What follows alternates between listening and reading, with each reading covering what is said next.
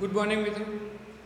હવે આપણે ગયા ભાગમાં જોયું કૃદંત પ્રકાર એટલે 36મો પ્રશ્ન મિત્રો. હવે 36 પછી વિભાગ ડીમાં ધોરણ 10 પ્રશ્નપત્ર પરિરૂપ અનુસાર 37મો અને 38મો પ્રશ્ન એ શું આવશે મિત્રો? તો જુઓ, આપણે એ વિભાગ ડી પ્રશ્ન ક્રમાંક 37 અને 38 હવે કેવી રીતે આવશે? તો 37 અને 38 બંનેમાં સંધિ આવશે.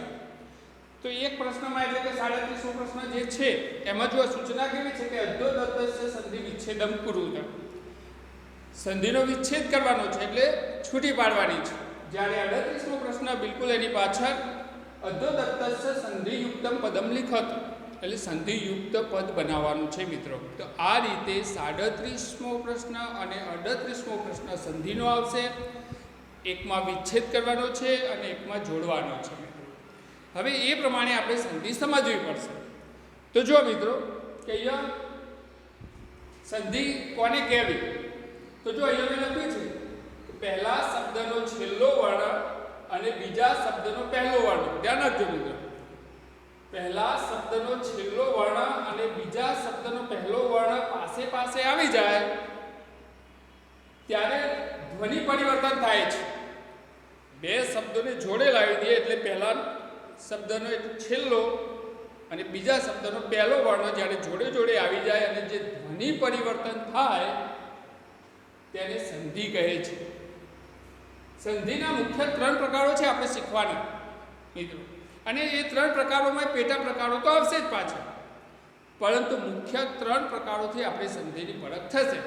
તો જો કયા 3 પ્રકારો છે? તો સંધિના મુખ્ય 3 પ્રકાર છે. તો એક છે સ્વર સંધિ, બીજી છે વિસર્ગ સંધિ અને ત્રીજી વ્યંજન સંધિ. મિત્રો સ્વર અને વ્યંજન એ બંનેનો તો ખ્યાલ આપણને હોવો જ જોઈએ. અને વિસર્ગ તો આપણે જે બે ટપકા જે લખવાનું એક ચિહ્ન છે સંસ્કૃતમાં શબ્દ લખવા માટે અમુક, તો એ વિસર્ગ, અને એવા વિસર્ગવાળા શબ્દો જ્યારે મળે છે એકાદ વિસર્ગ હોય ત્યારે આપણે વિસર્ગ સંધિ તરીકે એને ઓળખતા હોય છે. તો જોઈશું આપણે ક્રમશઃ. હવે સ્વર સંધિ, તો સ્વરો કેટલા તો એ પછી જોઈએ આપણે. તો વિસર્ગ સંધિ અને વ્યંજન સંધિ, તો આ 3 પ્રકારની ચર્ચા આપણે કરીશું અને એના પેટા પ્રકારોની ચર્ચા કરીશું. અને એમાંથી જ એવા પ્રકારે કોઈ સંધિ બંને પ્રશ્નમાં 37 અને 38માં પ્રશ્નમાં એવા પ્રકારની સંધિ મિત્રો આવશે. તો આપણે આમાં ધ્યાન રાખીશું. તો જુઓ, સ્વર સંધિ એટલે શું? પહેલો પ્રકાર કે સ્વર સંધિ. તો તમને એ તો ખબર હોય છે કે આને સ્વર સંધિ કહેવાય. તો જોઈએ મિત્રો, પહેલા શબ્દનો અંતિમ વર્ણ સ્વર હોય. ધ્યાન રાખજો, જે શબ્દ આગળ છે એટલે કે પહેલો શબ્દ એનો અંતિમ વર્ણ એ સ્વર હોવો જોઈએ. તો જો શું કહે છે કે પહેલા શબ્દનો અંતિમ વર્ણ સ્વર હોય અને ત્યારબાદ આવેલા શબ્દનો શરૂઆતનો વર્ણ પણ સ્વર હોય. આપણે કહીએ કે બે શબ્દો પાસે પાસે આવી જાય તો બે શબ્દમાં જે પહેલો શબ્દ રહ્યો એનો છેલ્લો વર્ણ સ્વર હોવો જોઈએ અને પાછળ જે બીજો શબ્દ રહ્યો એનો પહેલો વર્ણ સ્વર હોવો જોઈએ. અને પછી શું કહે જો કે ત્યારે બે સ્વરોના કારણે આવેલા ધ્વનિ પરિવર્તનને, જ્યારે બે સ્વરો ભેગા થાય અને સંધિયુક્ત શબ્દ બને તેને સ્વર સંધિ કહે છે. એટલે ટૂંકમાં આપણે સમજી શકીએ કે બે સ્વરોનું મિલન એને કહેવાય સ્વર સંધિ. એમાંય પ્રકાર, હવે એના પેટા પ્રકાર હું તમને કહું. સ્વર સંધિ મુખ્ય છે એનો પ્રકાર, પણ એ સ્વર જ્યારે જ્યારે જુદા જુદા સ્વરો છે એટલે કઈ રીતે ભેગા થાય તો એ જુદા જુદા પ્રકાર આપ્યા છે. તો જુઓ, સવર્ણ દીર્ઘ સંધિ, સમાન વર્ણોવાળા. ગુણ સંધિ, તો સમાન ન હોય, ગુણ થયેલો હોય, એ પછી સમજીએ એટલે ખબર પડશે. વૃદ્ધિ સંધિ, યણ સંધિ, અને પછી અય અવ આય આવ એ રીતે બનતું હોય તો એ પણ આપણે જોઈશું ઉદાહરણો સહિત. તો આ પ્રમાણે સ્વર સંધિ જે છે એ સ્વર સંધિના પેટા પ્રકારમાં આપણને બીજા 5 પ્રકાર આપી દીધા. અને એ બીજા 5 પ્રકાર એટલે એકદમ સરળ એવું પણ નથી, તમારે થોડું થોડું જોવાનું રહેશે અને એકવાર જોયા પછી ચોક્કસ થઈ જશે. તો મિત્રો જુઓ કે સ્વર સંધિના આ 5 પ્રકાર આપણને આપ્યા. મિત્રો પહેલેથી તમે જોતા રહેજો કે આપણે સંધિની વ્યાખ્યા કેવી રીતે કરી કે કોઈ પણ બે વર્ણોને શબ્દને આપણે નજીક લાવ્યા, બે વર્ણો પાસે પાસે આવ્યા અને જે ધ્વનિ પરિવર્તન થયું એને સંધિ કહી. પછી એમાંય પાછા 3 પ્રકારો અને 3 પ્રકારોમાં પાછા સ્વર સંધિ વિશે જોયું. તો સ્વર સંધિમાં આપણે જોયું કે જે બે શબ્દો પાસે પાસે આવે છે અને જે ધ્વનિ પરિવર્તન થવાનું છે તો એમાં એ બંને જે પહેલા અક્ષરો રહ્યા એટલે પહેલા એટલે કહેવાનો મતલબ કે પહેલા શબ્દનો છેલ્લો અક્ષર અને બીજા શબ્દનો પહેલો અક્ષર એ બંને સ્વરો હોવા જોઈએ, ત્યારે આપણે એને સ્વર સંધિ કહીશું. એના પછી તમે જુઓ કે એ સ્વર સંધિના 5 પેટા પ્રકાર આપ્યા આપણને. તો જો એમાં આપણે જોઈએ તો સવર્ણ દીર્ઘ સંધિ, ગુણ સંધિ, યળ સંધિ, વૃદ્ધિ સંધિ, આ રીતે જ્યારે થતા હોય શબ્દો એ આપણે જોઈએ. પછી હવે જુઓ તમે સ્વરો કેટલા. હવે સ્વરોનું ધ્યાન હોવું જોઈએ આપણને. હવે અહીંયા તમને બતાવું કે સ્વરો મેં લખ્યા છે તમને ચોક્કસના એટલા માટે કે આ સ્વરો છે. તો રસ્વ સ્વર, દીર્ઘ સ્વર, જો સરસ કોઠું બનાવીને તમને ખ્યાલ આવે એટલા માટે. તો રસ્વ સ્વર, દીર્ઘ સ્વર આ બંને સ્વરો બતાવ્યા મેં. તો અ, ઈ, ઉ, ઋ, અ, ઈ, ઉ, ઋ આ બધાય રસ્વ સ્વરો છે. જ્યારે નીચેની લાઈનમાં દીર્ઘ સ્વરો, તો દીર્ઘ સ્વરોમાં તમે જોઈ શકો છો કે આ, ઈ, ઉ, ઋ, એ, ઐ, ઓ, ઔ. તો તમે જો બધા થઈ 4 તો 8 9 10 11 12. અને ઋ, એક ઋ સ્વર સંસ્કૃતમાં આવે છે લ, ઋ આ રીતે જો હું અલગ અહીંયા લખું છું ઋ આવો એક સ્વર આવે છે એટલે 13 સ્વરો સંસ્કૃતના થાય છે. પણ અહીંયા આપણે જ્યારે સંધિ કરવા જઈ રહ્યા છે તો સંધિમાં આ 12 સ્વરો જે મેં લખ્યા એ સ્વરો આપણે જોવા પડશે. એમનું ધ્વનિ પરિવર્તન થશે અને એ પ્રમાણે સંધિયુક્ત શબ્દ બનશે. તો હવે જોઈએ કે આપણે આમાં પહેલું શું લખ્યું. પાછું સ્વર સંધિમાં પહેલો પ્રકાર શું લખ્યો? સવર્ણ દીર્ઘ સંધિ. સવર્ણ દીર્ઘ સંધિ. જો મિત્રો સવર્ણ દીર્ઘ સંધિ, સવર્ણ દીર્ઘ સંધિ. હવે એનો અહીંયા જુઓ તો સવર્ણ દીર્ઘ સંધિ. હવે સવર્ણ દીર્ઘ સંધિ તો એ સમજી લઈએ પહેલા કે સવર્ણ સમાન વર્ણો પાસે પાસે આવે અને જો ધ્વનિ પરિવર્તન થાય તો એ સવર્ણ કહેવાશે. તો જુઓ સવર્ણ દીર્ઘ સંધિ તો એમાં શું કહે છે? જુઓ એક સરખા ઉચ્ચારણ વાળા સ્વરો એકબીજાની પાસે આવી જાય. એક સરખા ઉચ્ચારણ વાળા સ્વરો એકબીજાની પાસે આવી જાય ત્યારે તે બંનેના સ્થાને એક દીર્ઘ વર્ણ મૂકવામાં આવે છે. બે સ્વરો સમાન ઉચ્ચારણ વાળા હોય અને જ્યારે એનું ધ્વનિ પરિવર્તન થાય તો એ બંનેની જગ્યાએ એક દીર્ઘ સ્વર મૂકવાનો થશે એમ કહેવું છે. તો દીર્ઘ વર્ણ મૂકવામાં આવે છે તેને સવર્ણ દીર્ઘ સંધિ તરીકે ઓળખવામાં આવે છે. મિત્રો ફરીથી ખબર પડી તમને? સ્વર સંધિ તો ખરી જ, પણ સ્વરો તો આટલા બધા છે. સંધિ માટે આપણે 12 સ્વરોનો ઉપયોગ કરીશું અને 12 સ્વરોમાં સમાન ઉચ્ચારણવાળા સવર્ણ એટલે સમાન ઉચ્ચારણવાળા. દાખલા તરીકે અ, આ સમાન ઉચ્ચારણ કહેવાય. ઈ, એ સમાન ઉચ્ચારણ કહેવાય. ઉ, એ સમાન ઉચ્ચારણ કહેવાય. ઋ, એ સમાન ઉચ્ચારણ કહેવાય. એ, ઐ, ઓ, ઔ આ રીતે સમાન ઉચ્ચારણ કહેવાય. તો સમાન ઉચ્ચારણ વાળા જ્યારે ધ્વનિ પરિવર્તન થાય એટલે કે ધ્વનિ પરિવર્તન એમાં થાય ત્યારે દીર્ઘ સ્વર મુકાય એવું આપણને કહે છે અને એને કહેવાય સવર્ણ દીર્ઘ સંધિ. તો મિત્રો આપણે જોઈએ તો જો સવર્ણ દીર્ઘ સંધિમાં તમે જોઈ શકો છો કે મેં લખ્યું અહીંયા કે અ કે આ પછી અ કે આ આવી જાય. મિત્રો આપણે ઉદાહરણ સહી જોઈએ છે. અ કે આ પછી અ કે આ આવી જાય ત્યારે બંનેના સ્થાને આ મુકાય. હવે મિત્રો હાલ જ આપણે વાત કરી કે જો દીર્ઘ વર્ણ સ્થાને એક દીર્ઘ વર્ણ હવે તમે અહીંયા જુઓ કે બે સમાન સ્વરો ભેગા થયા, સમાન ઉચ્ચારણ વાળા, તો અ આ કે કે આ પ્લસ આ કે આ પ્લસ અ કોઈ પણ ભેગા થાય તો સમાન ઉચ્ચારણ વાળા કહેવાય. અને સમાન ઉચ્ચારણ વાળા થાય એટલે સામે તો આ જ મુકાશે. હવે આપણે જોઈ શકીએ છીએ ઉદાહરણ જુઓ તમે. શું કહીએ? અ પ્લસ અ બરાબર આ. ધ્યાન રાખજો, આપણે તો સામે આ કરવાનો જ છે. જો આ થઈ ગયો. અ પ્લસ અ બરાબર આ. તો કેવી રીતે? તો રામ પ્લસ અવતારઃ. ધ્યાન રાખજો મિત્રો, અહીંયા રામ પ્લસ અવતારઃ. તો રામની પાછળ અ પ્લસ અવતારનો અ, બંને અ ભેગા થાય. ધ્યાન રાખો, અહીંયા બંને અ ભેગા થાય ત્યારે આ થવું જોઈએ. તો જો બંને અ ભેગા કરીએ એટલે અહીંયા જો રામા સંધિયુક્ત શબ્દ કેવો બન્યો? રામાવતારઃ. તો અ પ્લસ અ મળ્યા એટલે આ થયો. તો રામ પ્લસ અવતાર ભેગા કર્યા આપણે એટલે કે સંધિયુક્ત બનાવ્યા એટલે રામા. તો રામાવતારઃ. તો જો બંનેની જગ્યાએ આપણે દીર્ઘ બનાવી દીધો આ. તો રામા. તો રામાવતારઃ. એને છૂટું પાડવું હોય પાછું તો આપણને એ પણ ધ્યાન હોવું જોઈએ.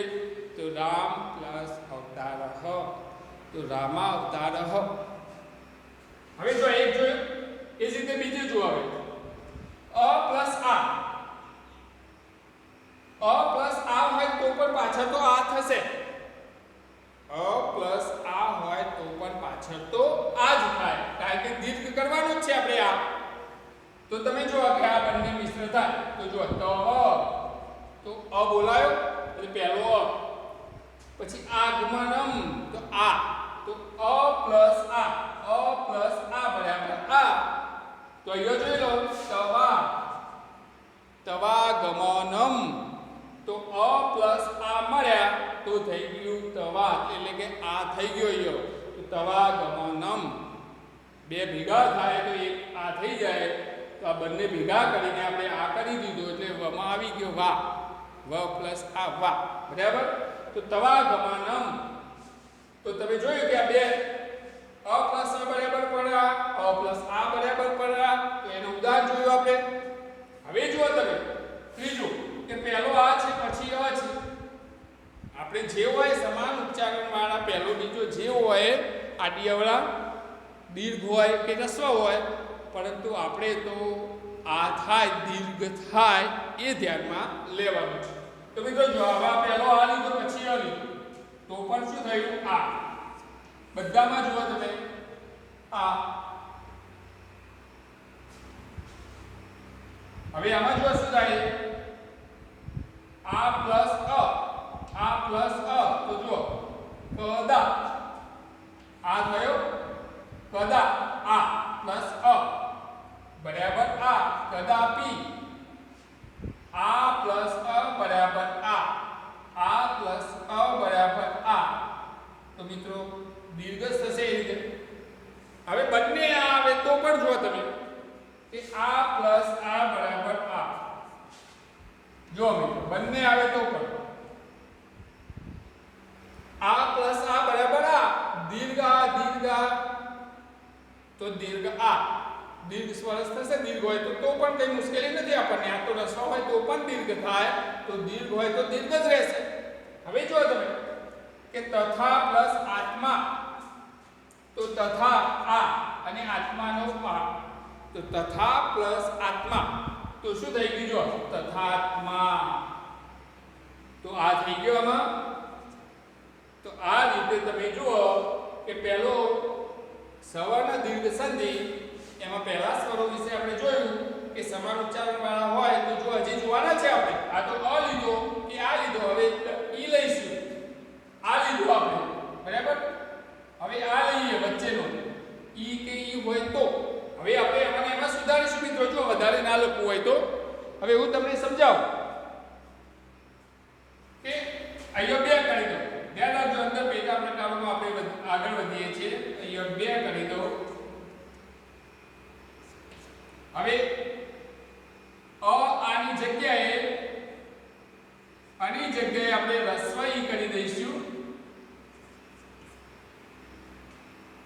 આની જગ્યાએ દીર્ઘ ઈ કરી દઈશું મિત્રો, દીર્ઘ ઈ, ધ્યાન રાખો, દીર્ઘ ઈ, અને પછી પાછો આમાં રસ્વ ઈ,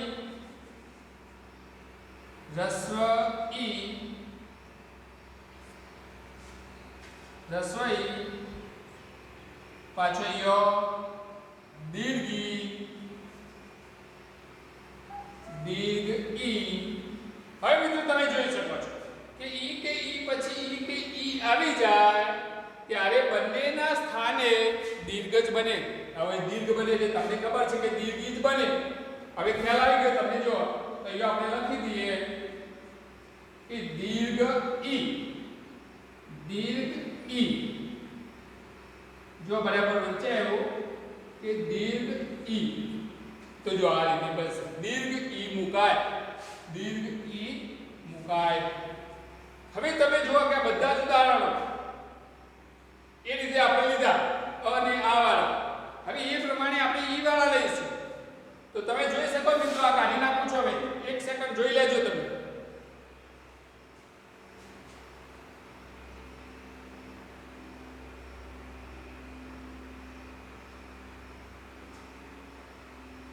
તો જો મિત્રો, હવે આપણે તો અ વાળા ઉદાહરણ લીધા હતા, કારણ કે અહીંયા નિયમ એવો લખ્યો છે કે આ પછી આ આવી જાય ત્યારે આ મુકાય.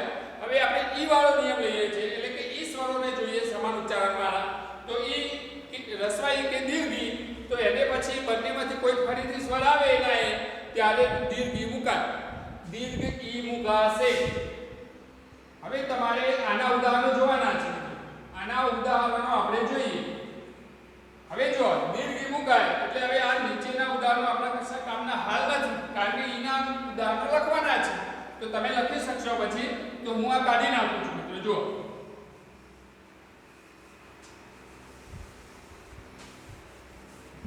હવે જો આપણે ઈના નિયમો લખીએ.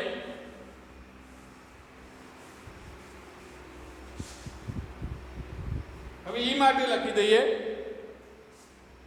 તો મિત્રો જો બંને પહેલા આપણે ભેગા કરી દઈશું કે રસ્વ ઈ પ્લસ ઈ બરાબર દીર્ઘ ઈ. જો બે રસ્વ ઈ બરાબર દીર્ઘ. હવે એનું ઉદાહરણ આપણે લેવું હોય તો પીબામી પ્લસ ઈથી. હવે તમે જોઈ શકો બંને રસ્વ, પરંતુ થશે શું? દીર્ઘ. તો જો આ રીતે લખીશું પીબામીથી. થઈ ગયું? આ દીર્ઘ બનાવી દીધો. અહીંયા શું હશે? પીબામી પ્લસ ઈથી. તો તમે જો કે બંને રસ્વ સ્વરો છે, તો આપણે બંને રસ્વ લીધા. જો બંને રસ્વ અને બંને રસ્વ ભેગા થયા એટલે દીર્ઘ થઈ ગયો. તો જો અહીંયા દીર્ઘ કરી દીધો મી. આ તી તો પાછળ છે એ તો એમને એમ રહેવાનો છે, એને સુધારવાની જરૂર નથી. તો પીબામીથી. હવે આપણે એ જ પ્રમાણે બીજો નિયમ લઈએ કે ઈ પ્લસ ઈ બરાબર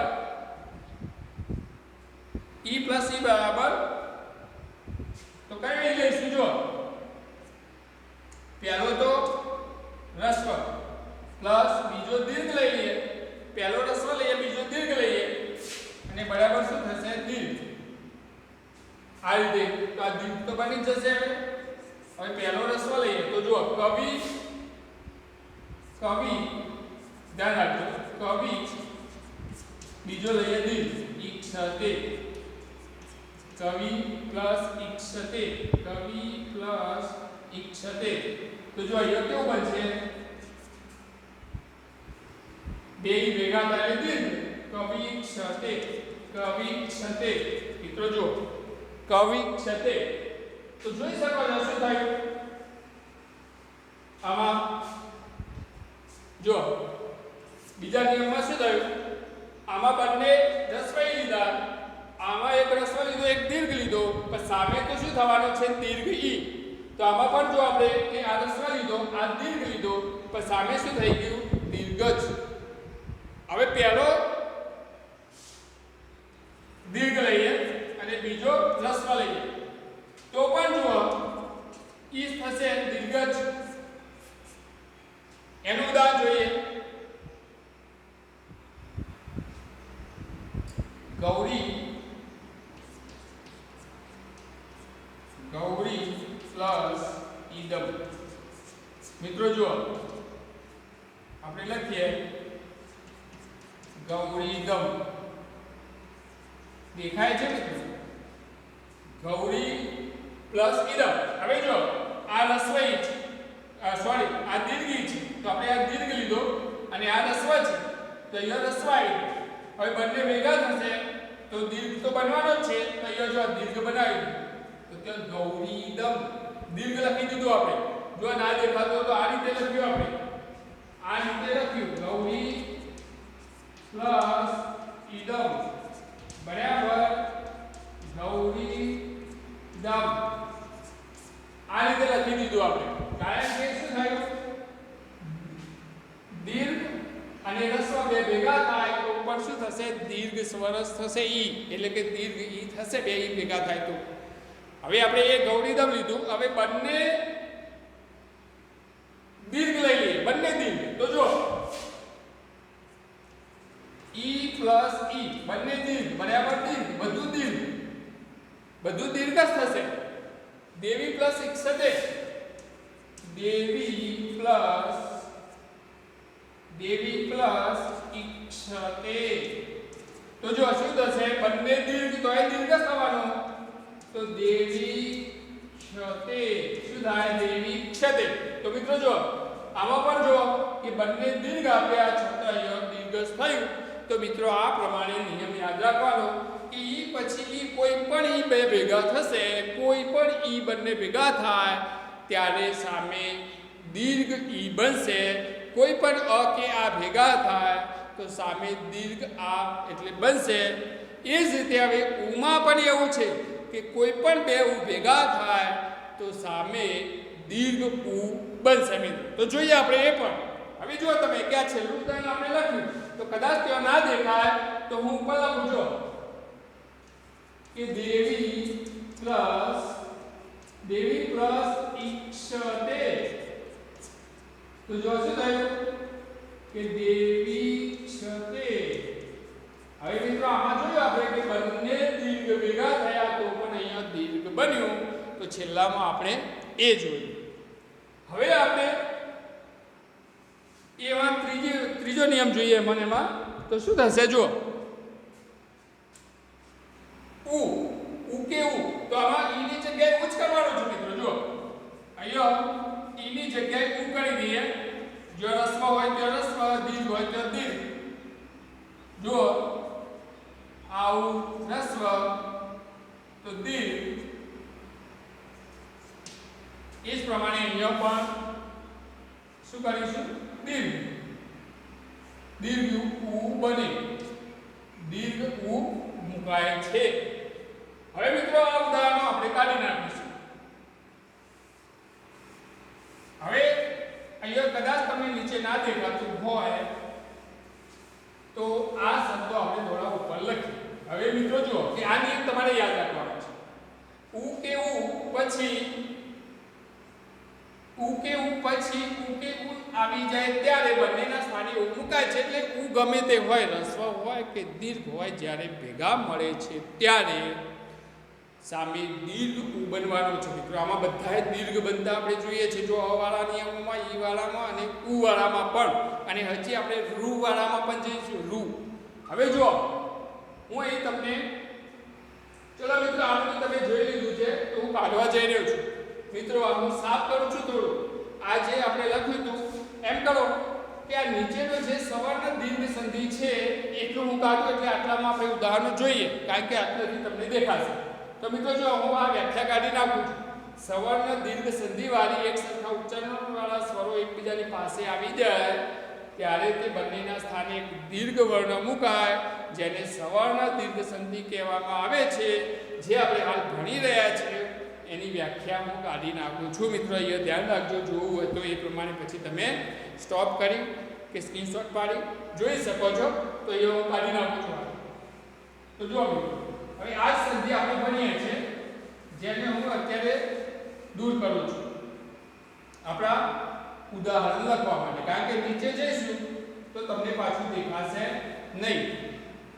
હવે જુઓ તમે, આપણે આ નિયમને આ નિયમવાળા ઉદાહરણ અહીં બતાવું છું તમને મિત્રો, કે કેવું પછી દીર્ઘ ઉ બનશે એ જોવાનું છે આપણે.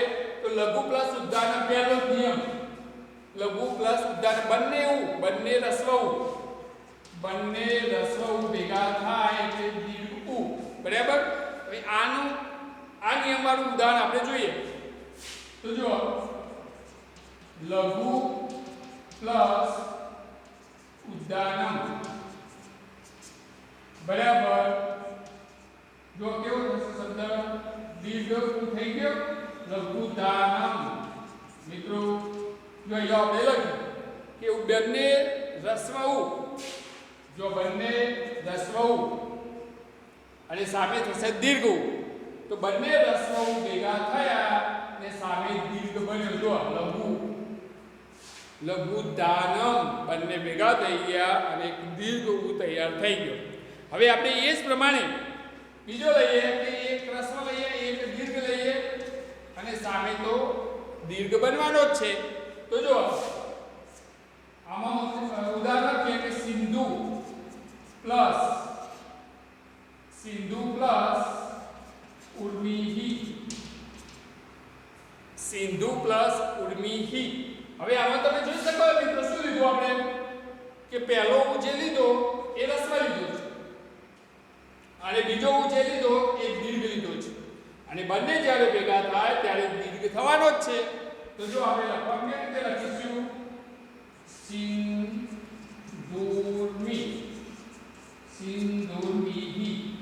સિંદુરમીહી. જો આ રીતે થઈ ગયો, આ આપણે શું કરી દીધો, દીર્ઘ. બંનેમાં દીર્ઘ થઈ ગયા. અહીંયા ગમે તેવું ભેગા થાય, અહીંયા તો બનવાનો દીર્ઘ અને અહીંયા આપણે દીર્ઘ લખી દીધું, સિંદુરમી. હવે ત્રીજું લઈએ.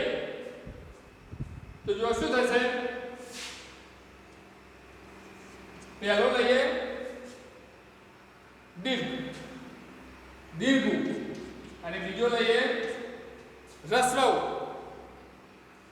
દીર્ઘ અને રસ્વ ઉ બંને ભેગા થાય તો શું બનવાનું છે, દીર્ઘ. શું બનવાનું છે, દીર્ઘ ઉ. હવે એવું એક ઉદાહરણ લઈએ કે વધુ પ્લસ ઉચ્છવાહ. તો જો દીર્ઘ ઉ અને રસ્વ ઉ એ બંનેને ભેગા કરીશું આપણે તો શું થઈ જશે, વધુછવાહ.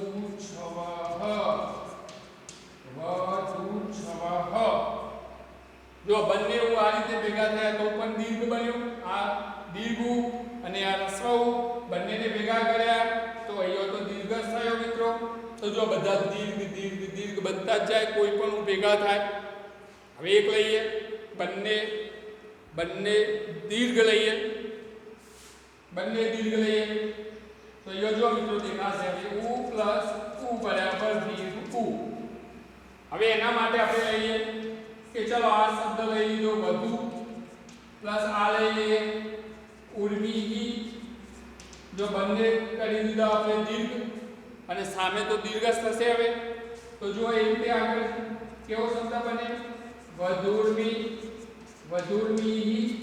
કેવો બન્યો, વધુર્મિહી. છેલ્લામાં જો બંને દીર્ઘ ઉ ભેગા કર્યા અને દીર્ઘ ઉ ભેગા થયા એટલે જો કયા શબ્દ બન્યા, અહીંયા જો લખી દઉં, નીચે ના દેખાય તો. છેલ્લા નિયમમાં વધુ પ્લસ ઉર્મિહી આવું છે તો આપણે ભેગું થાય આ બંને એટલે દીર્ઘ ઉ બને છે. બંને દીર્ઘ ભેગા થાય તો પણ દીર્ઘ ઉ બનશે. તો જો અહીંયા કેવો શબ્દ તૈયાર થાય કે વધુર્મિહી. તો આ રીતે આપણે છેલ્લો શબ્દ મેં અહીંયા લખ્યો છે મિત્રો. તો આ થશે ઉના નિયમોમાં, એટલે કે બંને ઉ સમાન ઉચ્ચારણવાળા જ્યારે ભેગા થાય છે ત્યારે સામે દીર્ઘ બને છે. એ જ રીતે આપણે ઈમાં જોયું અને અમાં પણ જોયું મિત્રો. હવે રૂ કે રૂ પછી બંને રૂ કે રસ્વ કે દીર્ઘ, તો એ રૂ માટે જોઈએ. તો હવે જો અહીંયા નિયમ તો એના જ રાખીશું, કારણ કે બદલ ના કરવું પડે લખવામાં, એટલા માટે. તો જો અહીંયા હું રૂ લખું, પછી અહીંયા દીર્ઘ રૂ લખું, પછી અહીંયા જો રસ્વ રૂ, અહીંયા દીર્ઘ રૂ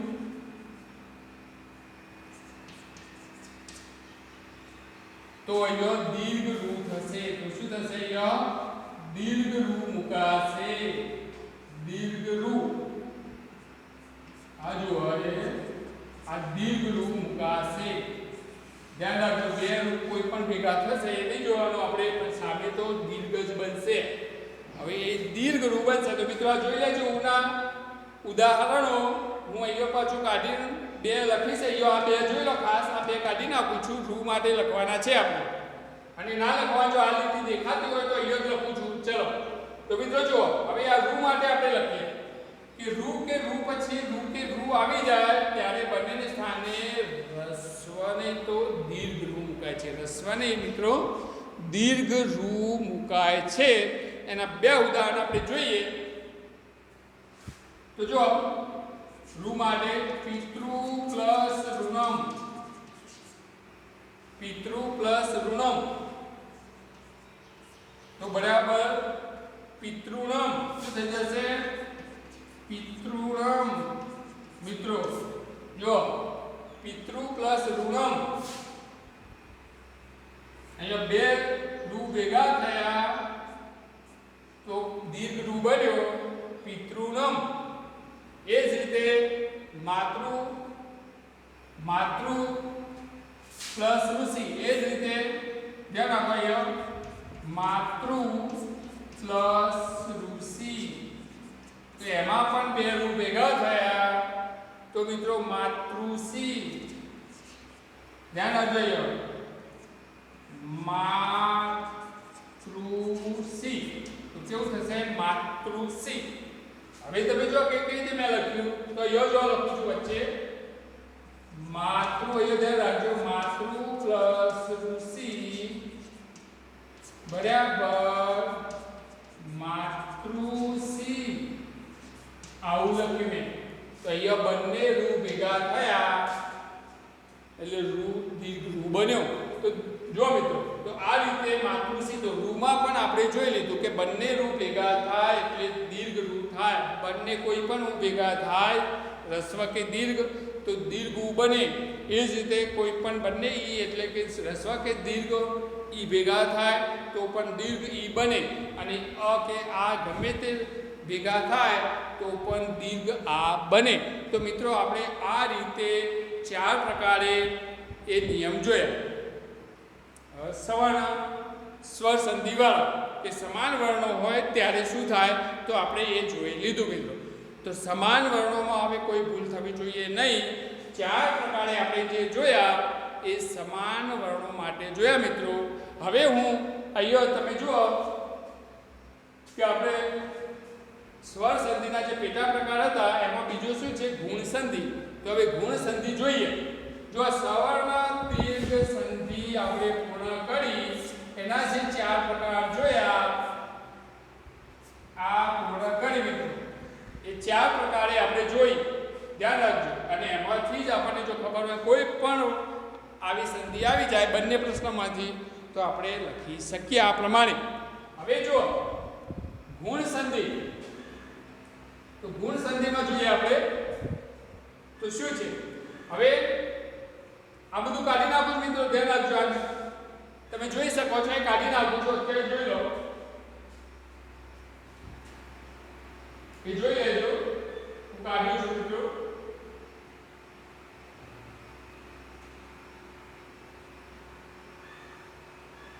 હવે જો આપણે ગુણ સંધિ લેવાની છે તો એની વ્યાખ્યા કરીશું પહેલા તો. હવે જોઈએ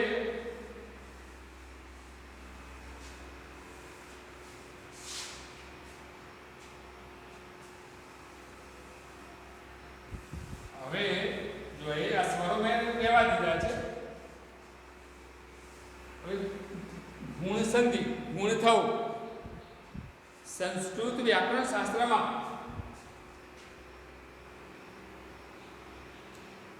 ગુણ સંધિ નંબર 2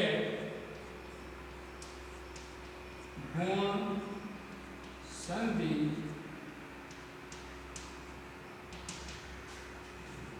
સંસ્કૃત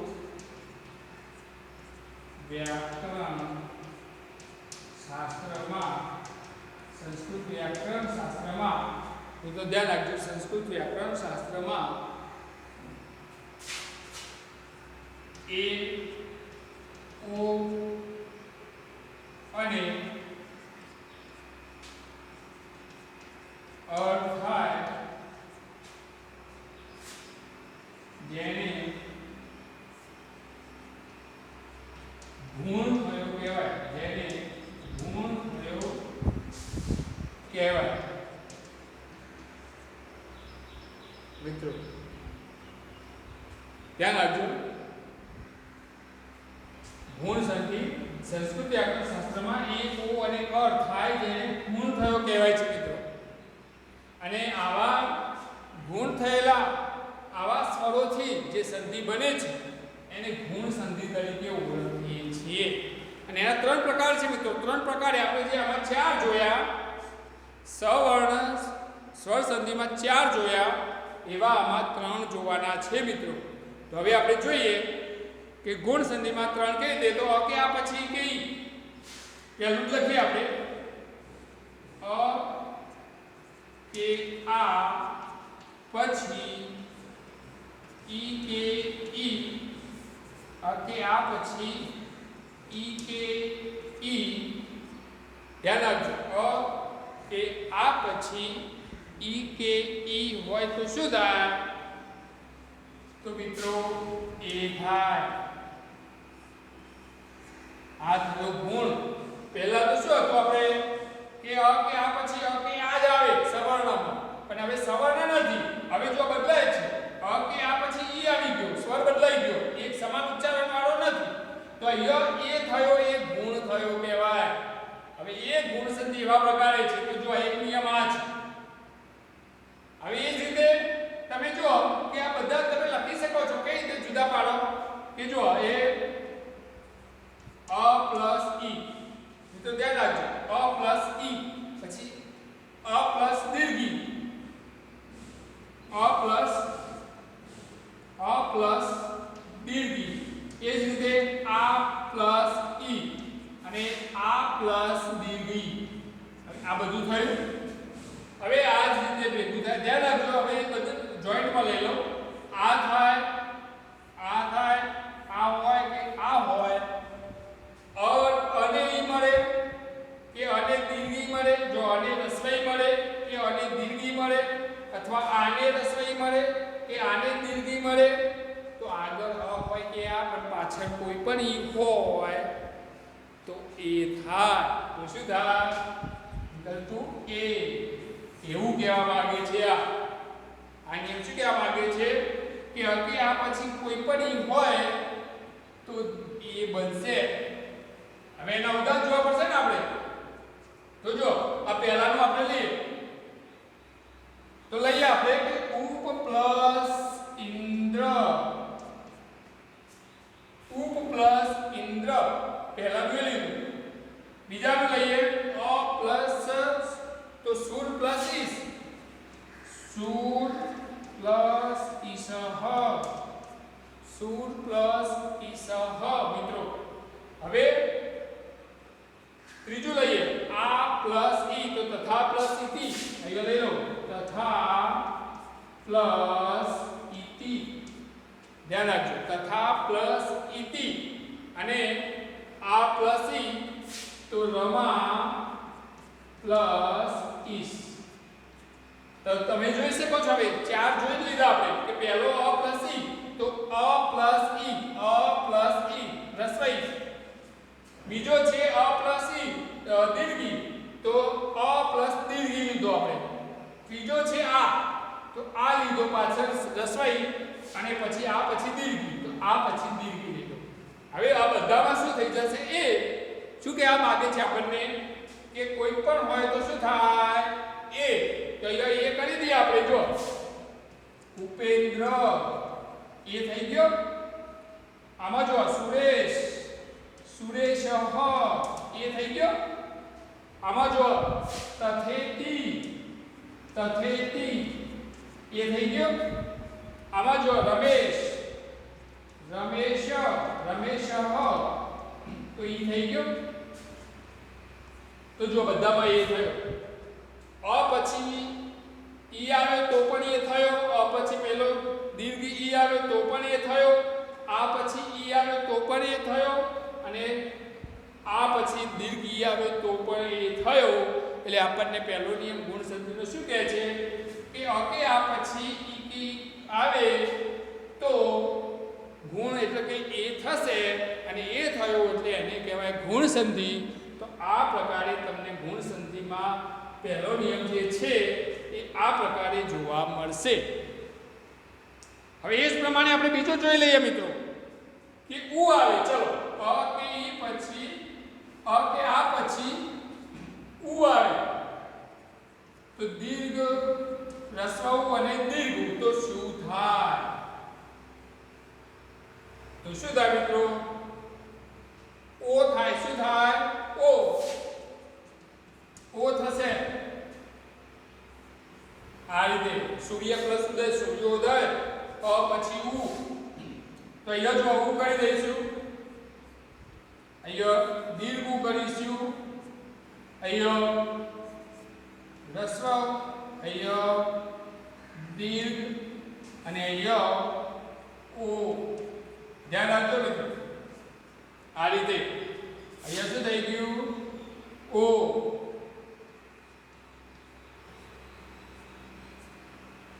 હવે ટૂંકમાં મિત્રો તમારે શું યાદ રાખવાનું છે? પેલું તો આગળ આપણે જે સવર્ણ સ્વર સંધિ ભણ્યા એમાં તો અ પછી અ કે આ જ આવતું. આમાં શું છે કે અ પછી ઈ આવે કે આ પછી ઈ આવે તો એ થયો, અને અ પછી ઉ કે આ પછી ઉ તો ઓ થયો. આટલું ધ્યાન રાખજો. એકદમ સરળ છે. આમાં કેવું અઘરું છે? અ પછી ઉ આવે છે તો ઓ થાય છે, અને અ પછી ઈ આવે છે તો એ થાય છે. બસ આટલું સરળ છે એકદમ. હવે જો કઈ જાઓ ઓ થયો. હવે એવો કરવા માટે આપણે થોડા ઉદાહરણ લઈ લઈએ કે હિત પ્લસ દેશ. હવે હું અહીંયા કાઢી નાખું છું મિત્રો. આ જોઈ લેજો, આ ઉદાહરણ જોઈ લેજો. અને અહીંયા હું આ ગુણ સંધિની વ્યાખ્યા પર કાઢી નાખું કે સંસ્કૃત વ્યાકરણ શાસ્ત્રમાં એ ઓ અને અ થાય જેને ગુણ થયો કહેવાય અને ગુણ સંધિ તરીકે ઓળખાય છે મિત્રો. તો એ પણ આપણે કાઢી નાખીએ છીએ હાલ લખવા માટે. તો અહીંયા ઉદાહરણ લખીએ અને જે ત્રીજો નિયમ લખીને પછી આપણે આ જોઈશું. તો જો અહીંયા કાઢી નાખું છું.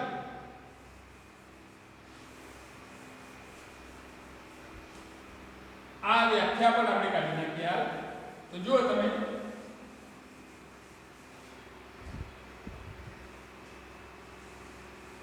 હવે આના ઉદાહરણ લખવાના છે આપણે કે આ પછી તો હિત પ્લસ ઉદ્દેશ.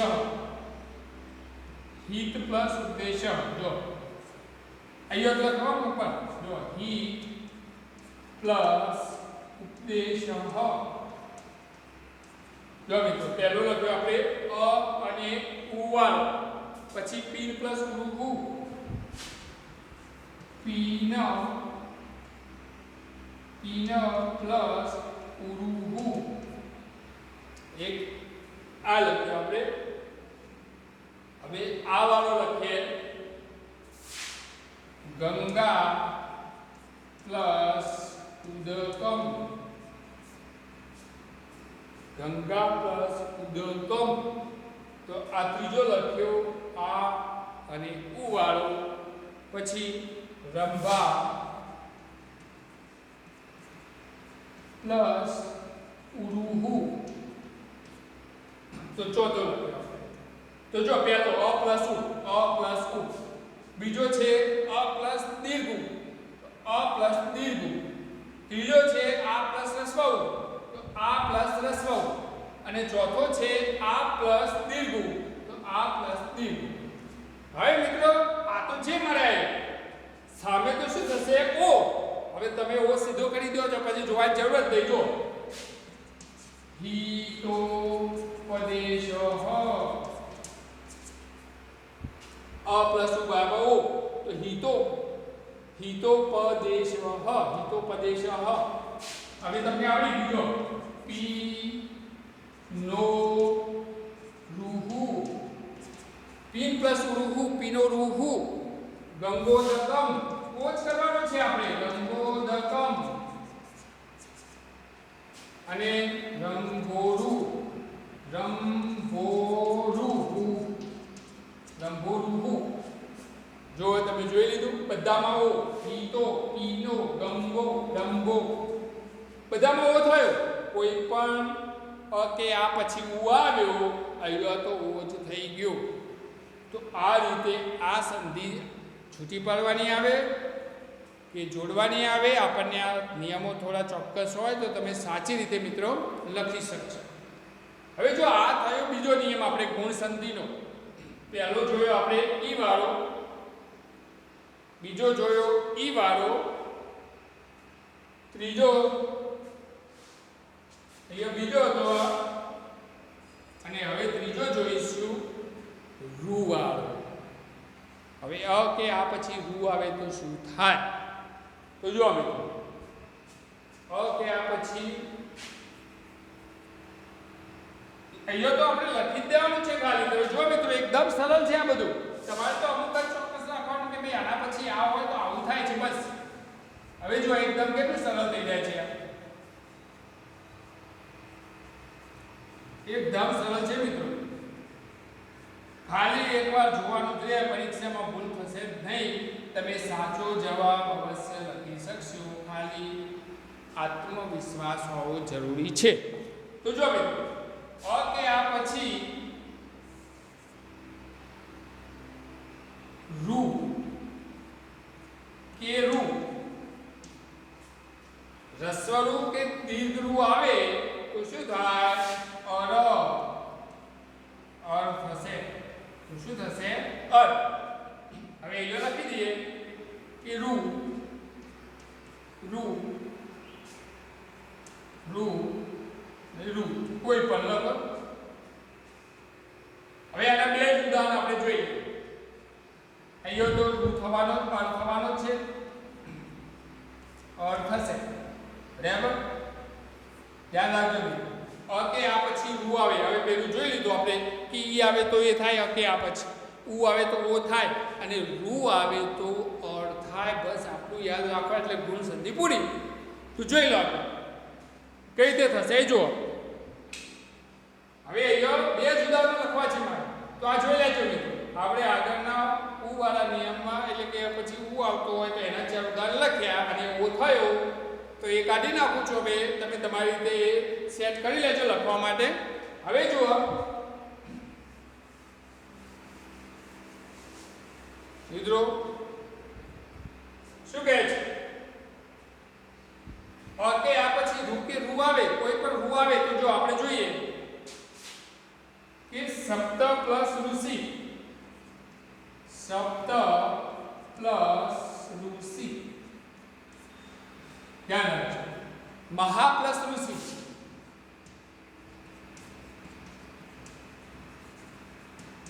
દેવ પ્લસ ઋષિ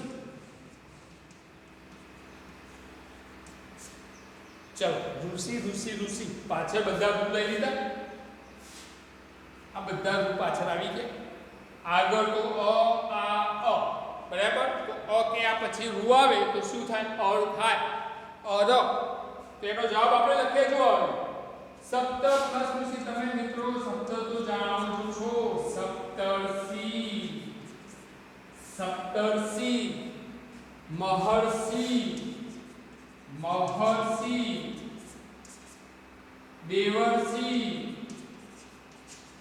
બોલો હવે તમે કહેશો સર અર તો અર બોલાય છે ને સપ્તર તો શું કરો સપ્તર સપ્તર પછી સી લખો છો સપ્તર સી મહર સી અર મહર સપ્તર દેવર દેવર સી તો એમાં શું થયું અર થયો તો જ્યારે આ ત્રીજા નિયમમાં અર થાય એટલે જો ગુણમાં શું થયું આપણે નિયમ લખ્યો તો એ પ્રમાણે ગુણ સંધિમાં આપણે લખ્યું તો ધ્યાન રાખજો ફરી યાદ અપાવો એ ઓ